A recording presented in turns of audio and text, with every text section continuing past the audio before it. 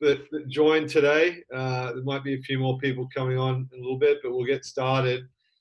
Just as I said, today is a bit of a tennis history lesson for the guys and the girls, and just wanted to share that with you. And we're lucky enough to have Rick Baldock, who's done a little bit of a presentation and presented in the past and has been involved in decades of the sport as well.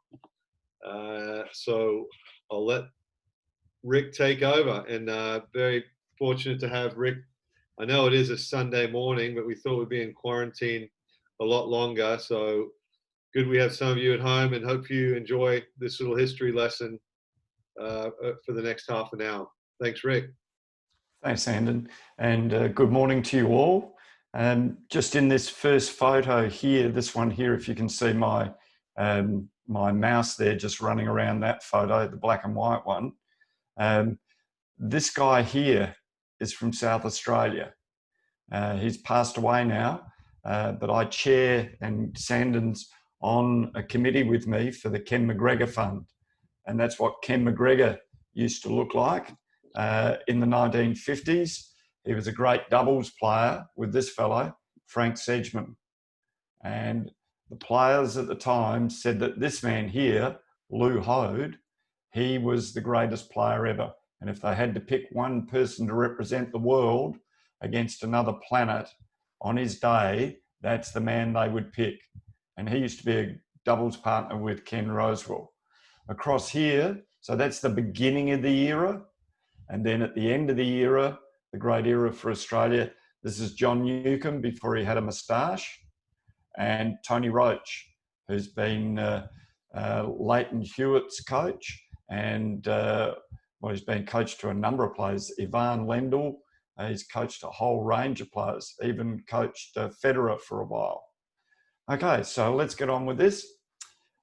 One of the things that I think is really important to recognise is that tennis is part of Australia's cultural landscape, right? And that it's a really important part of our landscape. And that, like a whole lot of sport, it has this rich historical context. So here you can see some players walking out into a court. All four are Australians. So that's Rod Laver, Roy Emerson, John Newcombe, and Tony Roach. So a little bit just to whet your appetite. Lawn tennis, as it was called when it began in Australia, was basically played in the grounds of rich and wealthy people in country and city areas.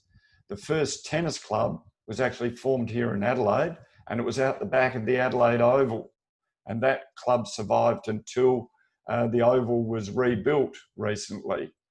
But in the 1920s, we found that Australia became, or tennis became in Australia, a very popular game to play.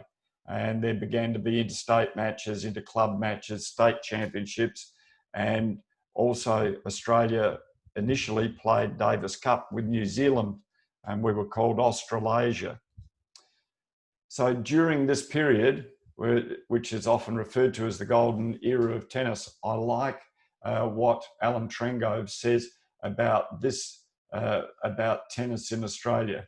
Tennis courts were as ubiquitous as milk bars and war memorials, and Australia was said to have the highest ratio of tennis courts to the population anywhere in the world. And maybe that was part of the reason why we were so good.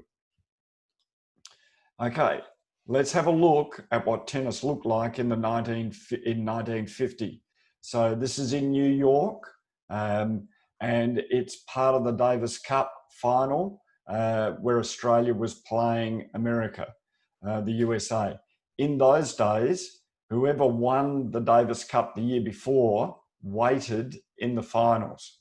So they didn't have to play everybody else, and the rest of the world played off amongst themselves and then played that country that won last year or the previous year.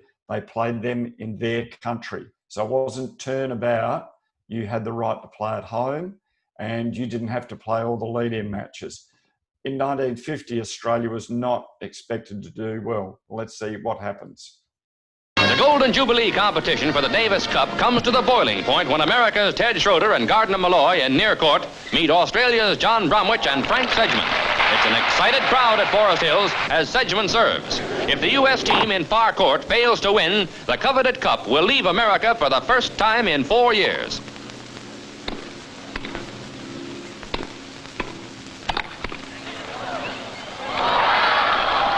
The lob is over the back line, a point for the Aussies.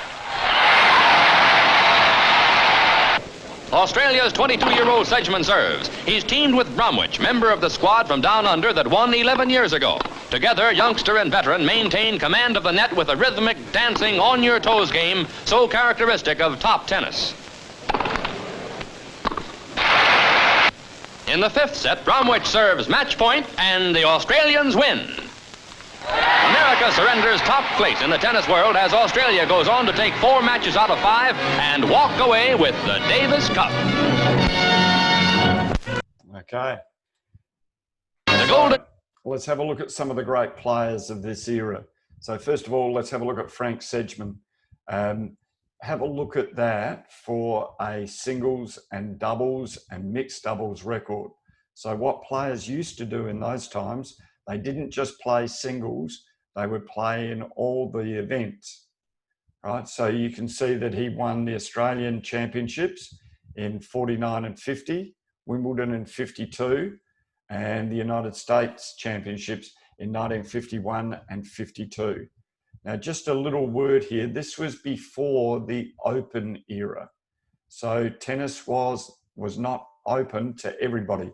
Only if you were an amateur could you play the game in the national championships, okay? And the pro players had to play on a different circuit, and they played for money and quite often were ostracised, not only from the championships, the amateur championships, but also from the Davis Cup.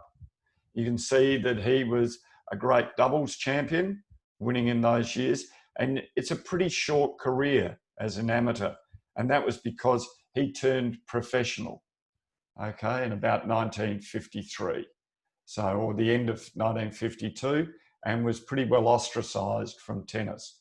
He was a great player, very fast around the court. Frank Sedgman's a Victorian and is still alive. I think he's in his early 90s today.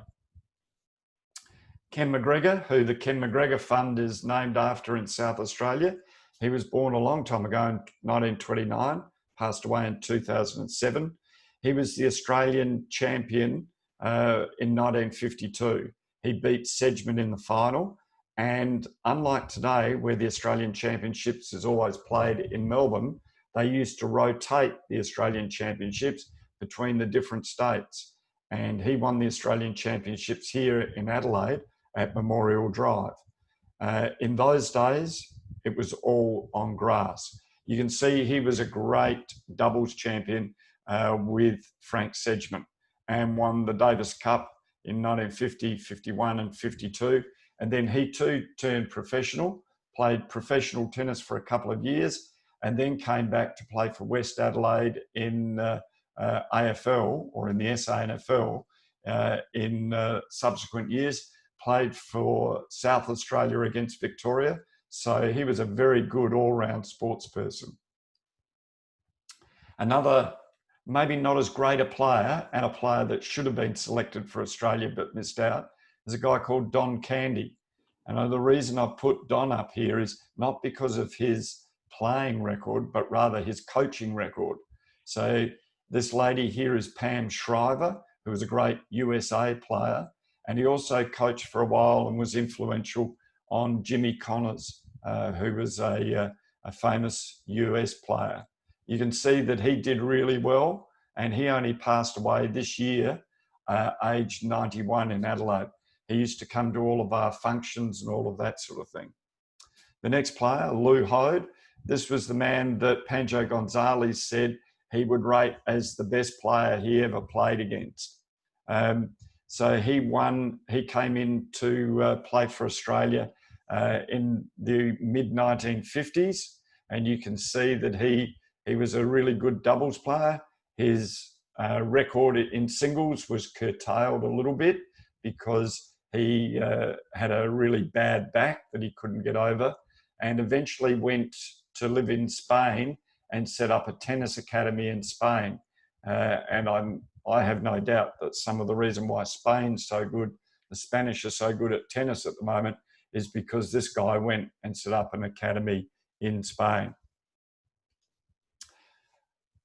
Probably the greatest Australian player ever, male or female, in my opinion, is Margaret Court.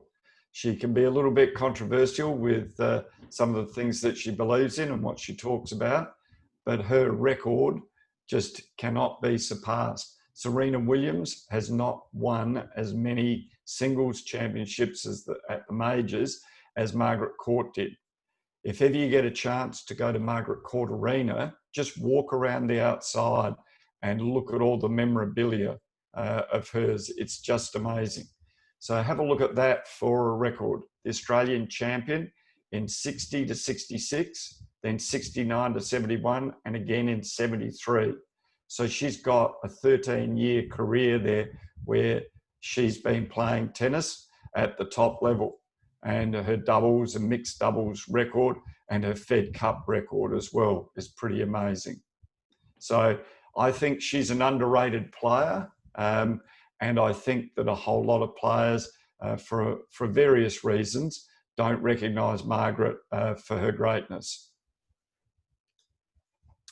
There's Ken Rosewall, a young Ken Rosewall. He was nicknamed Muscles by Harry Hopman because he had no muscles. So Australians always make jokes about people like that, don't they?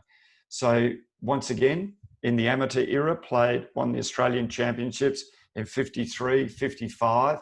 And then when we got to the Open era, he won the Australian Championships again nearly 20 years later, 18, 20 years later, in 1971 and 72. So Ken played into his 40s as a top player. So a bit like what Federer is starting to do now, Rosewall was the same. And you can see there, he won the US in 56 and 1970. The saddest thing is that Ken never won Wimbledon. He was runner-up twice at Wimbledon in the men's final. And have a look at the Davis Cup record, 53 to 1975. Now, this is a famous name, isn't it? Do you know where this name comes from? This is Fred Stolle. This is Sandon's dad. And have a look at this for a record. So he won he was a finalist in the Australian Open in 64 and 65. He won the doubles with Bob Hewitt in 64 and then in 66 with Roy Emerson, right? He was a Wimbledon singles finalist in 63, 64 and 65. He won the French Open in 65, or the French Championships correctly as it should be called, because it wasn't an open era then. He was winner with Roy Emerson and in 65, and then with Ken Rosewall in 68. And he won the US Championships in 65 after being a finalist in 1964. So he was born in 1938 in Hornsby in Sydney. He was right-handed and he got to number 2 in the world. All right.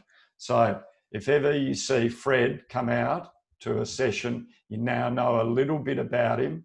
And he was part of this great era of Australian players. Here's probably the greatest male player ever. Federer thinks he is. Have a look at this for a record. So he won the Australian Championships in 62, in 1962, or 60, 62, and then again, he won it later, right? When we got to the Open era. So he won it again in the late 60s. He was amazing. He won 2 Grand Slam singles, a Grand Slam in 62 when he was an amateur, and again in 69 as a professional. So that was the first year of professional tennis being part of the Open era. So he won that in 62 and 69. The Grand Slam is where you win all 4 major singles titles. So the Australian, the French, Wimbledon, and the US. So he won all 4 championships in those years. Since he won it in 1969, nobody else has done it. Here's a little question for you to research. I'm not going to tell you the answer. Who is the other male player that won a Grand Slam?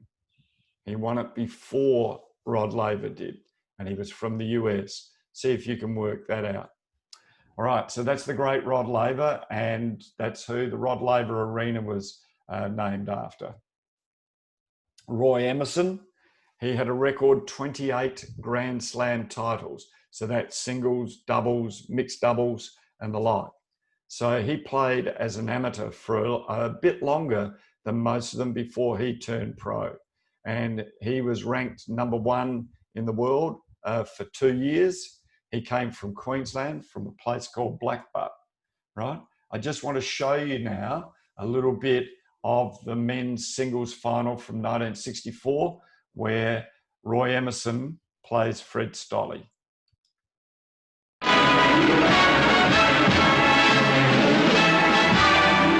Every day is a special one in the Wimbledon fortnight. But this is extra special, men's final day. And the mecca of dedicated tennis fans is that centre court, which would be packed if it held 4 times its present capacity. It's to be an all-Australian final and a guarantee of exciting tennis. So hurry, everybody. What a history this arena could unfold. But it's the present that matters now.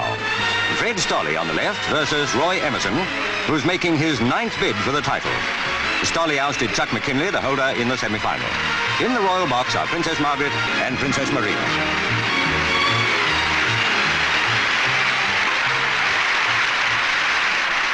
Stolle serves.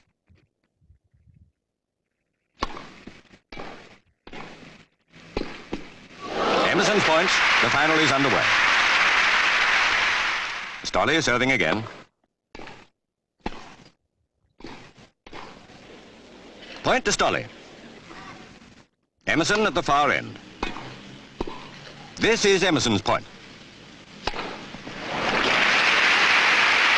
The first 2 sets go to Emerson. He's playing fine tennis, but there's a long way to go yet.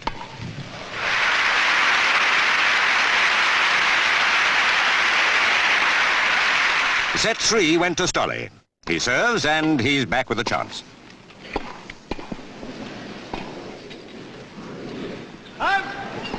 Set 4, match point to Emerson. Stolle serving.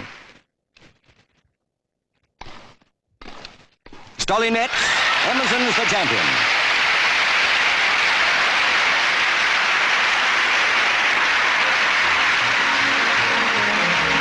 From the hands of Princess Marina, the president, the new champion receives the trophy and congratulations in which everybody joins.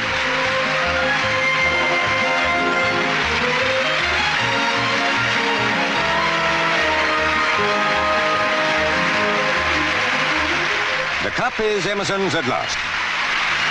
The men's doubles, too, is an all-Australian affair. Left to right, Stolle and Hewitt versus Fletcher and Emerson.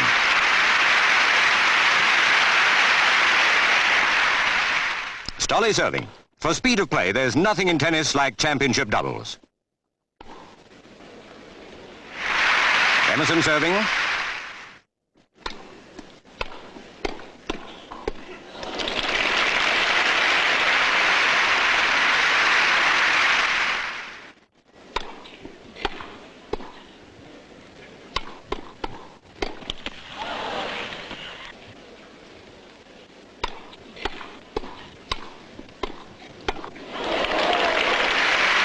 Service to Hewitt. He and Stolle are 2 sets up and at match point in set 3. Victory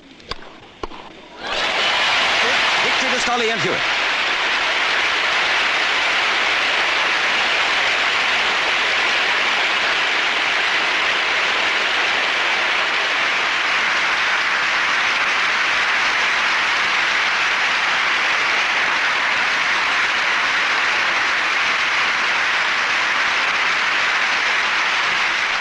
The much looked forward to women's final. Maria Bueno left and Margaret Smith. Brazil versus Australia. Margaret is the reigning champion.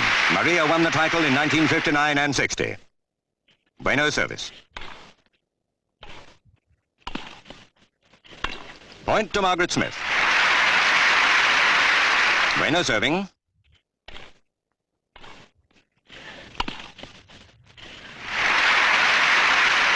Margaret Smith serving.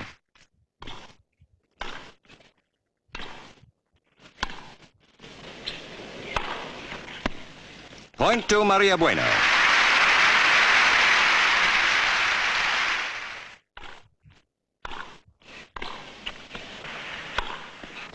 To the Brazilian girl, another point. She won the first set, dropped the second. This is the one that counts. And she seems to have the Australian on the run.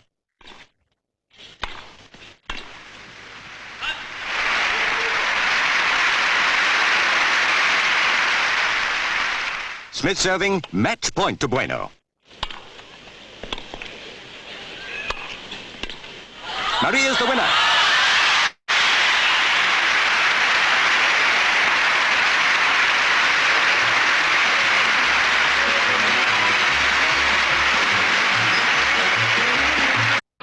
So just have a think about how many Australians were in those finals, men's and women's.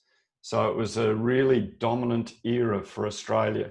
So this is Roy Emerson in full flight again, most probably taken at Wimbledon. It looks like Wimbledon.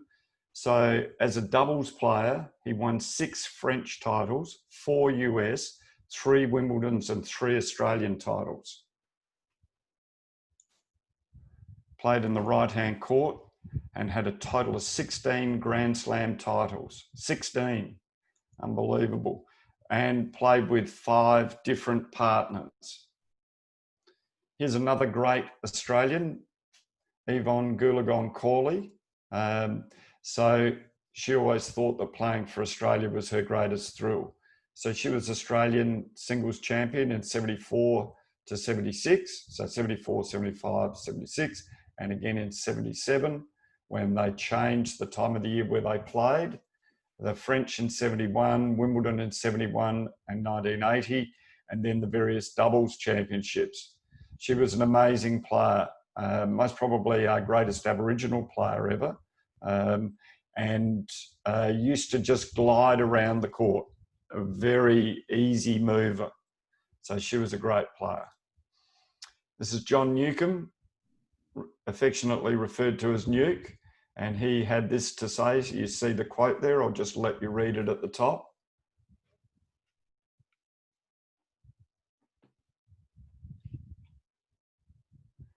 Okay, so Nuke, as a young player, came to the fore in the early 70s, won the Australian Championships in 73 and 75, 67 at Wimbledon as an amateur. That was one of the last years as amateurs. And again in 70, 71, won the US Open or the US Championships in 67 and the Open in the US in 73.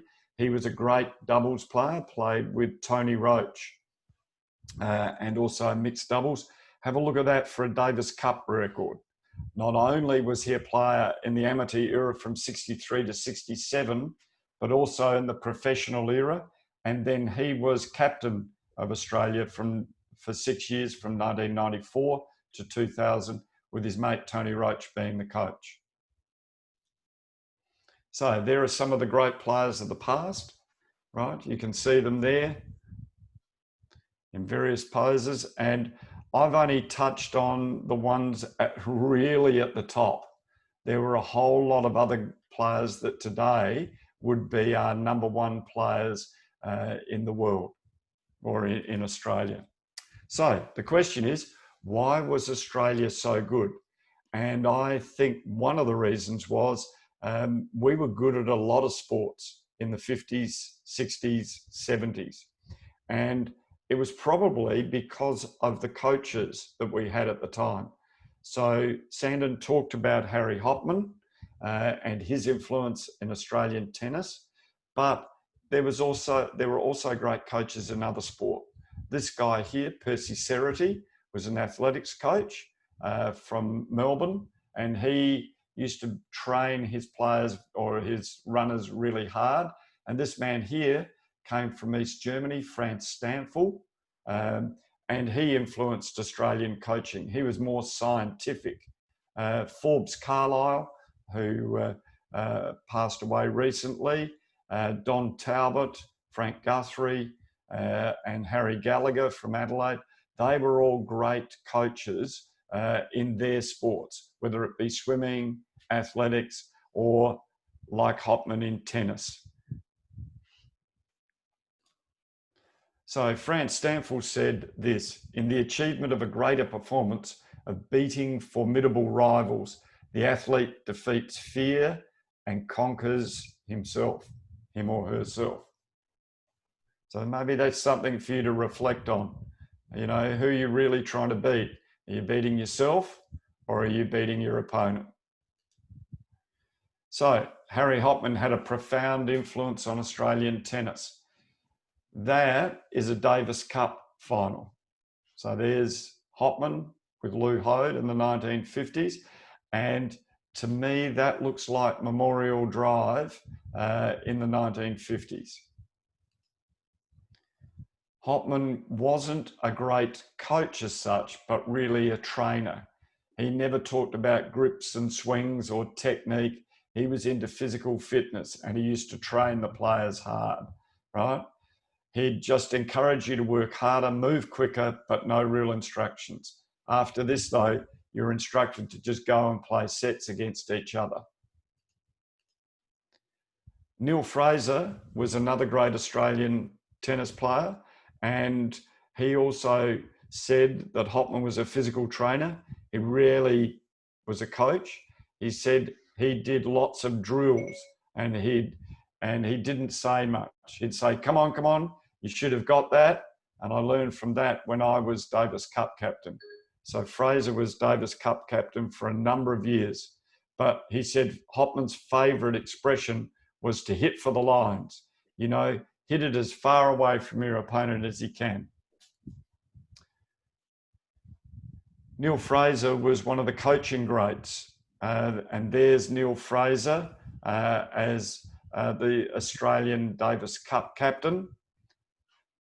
He had a good singles record. He won Wimbledon in 1960. He won the US in 59 and 60. He was a good doubles player and a mixed doubles player. He won the Davis Cup, or represented Australia in Davis Cup, from 1955 to 63. And he was captain for 23 years. So he was the Davis Cup captain for a long, long time. A number of players in those days used to learn the game, not from coaches, but by being introduced to the game and playing lots of games, lots of matches. Ashley Cooper, who passed away recently, he and his brothers would practice swinging a ball with a racket as their fathers guided the strokes. And they would hit a suspended tennis ball on the front veranda.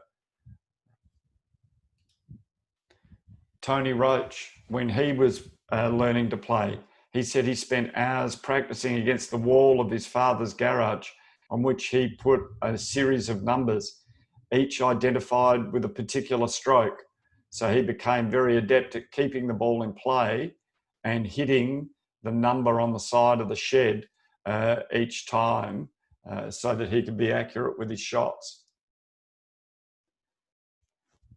World War II really impacted on the world of tennis. So you can imagine there weren't many players, great players from Europe, because they'd lost their lives in World War II.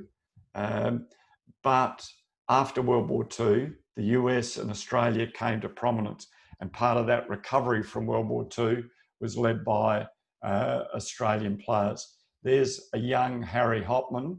That's John Bromwich. And this guy here came from South Australia. His name's Adrian Quist, right? And that's Jack Kramer. And Kramer was the, Kramer's over here. My apologies. Kramer was the person that started professional tennis, one of the big professional circuits in the US. So why was Australia so good? So there's Newcombe, There's Mark Woodford from South Australia. We had a code of sportsmanship and competitiveness. So Roy Emerson said, you should never complain about an injury. We believe that if you play, then you aren't injured, and that's that. So in other words, as soon as you walk out onto the court, even if you're carrying an injury, you never use it as an excuse. Just want to finish this era with some footage of the Davis Cup against the USA. So we played the USA in 1973 in Cleveland, Ohio. It was an indoor arena. The USA had Stan Smith, who was a great US player, Eric Van Dillen, who was his doubles partner, Tom Gorman, Marty Reeson, and the captain was Dennis Ralston. Australia had, look at this for a lineup, John Newcombe, Rod Laver, Mal Anderson, Ken Rosewell, and our captain was Neil Fraser. At the end of day one, Australia was 2 rubbers to love up, right? But you can see we'd been pushed to 5-set matches in each of the matches. So it was really close. So come out on day 3 or day 2 for the 3rd rubber, and most probably the most important rubber of the lot, the doubles, because everything turns on this. Now, I've only got a little bit of footage of this. This is the last game. This is the last game of the doubles match. And you'll see that Rod Laver is serving, okay? And we'll just play.